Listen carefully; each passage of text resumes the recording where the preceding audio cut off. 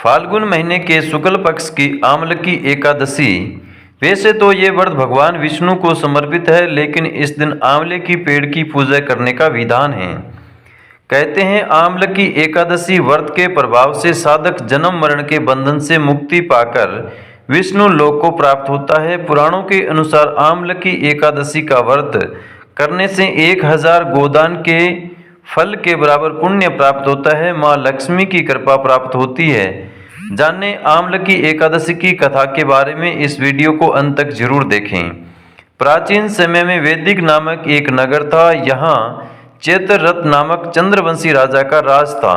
नगर में ब्राह्मण, वैश्य, क्षत्रिय, शूद्र चारों वर्ण के लोग प्रसन्न रहते थे।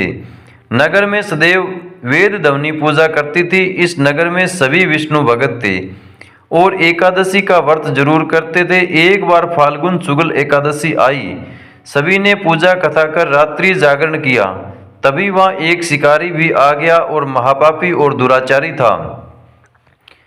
भगवान विष्णु की कथा तथा एकादशी महात्म्य सुनने लगा। इस प्रकार उस शिकारी ने सारी रात अन्य लोगों के साथ जागरण कर व्यतीत की।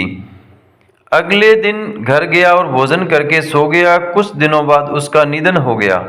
शिकारी के अनेकों पापों के कारण वो नरक का भागी बनता, लेकिन उससे अनजाने में हुए आमलकी एकादशी व्रत के फलस्वरूप अगला जन्म राजा विदुरथ के यहाँ लिया।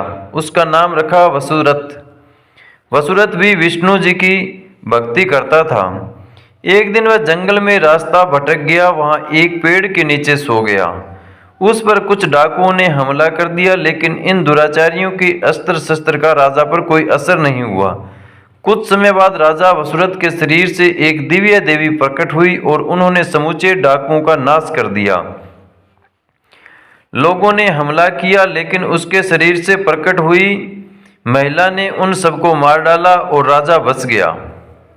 राजा जब नींद से जगा तो देखा कि काफी संख्या में लोग मरे हुए हैं। तब आकाशवाणी हुई कि भगवान विष्णु ने तुम्हारी रक्षा की है।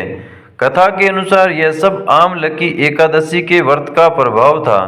जो मनुष्य एक भी आमलकी एकादशी का व्रत करता है वह प्रत्येक कार्य में सफल होता है और अंत में वैकुंठ धाम को पाता है।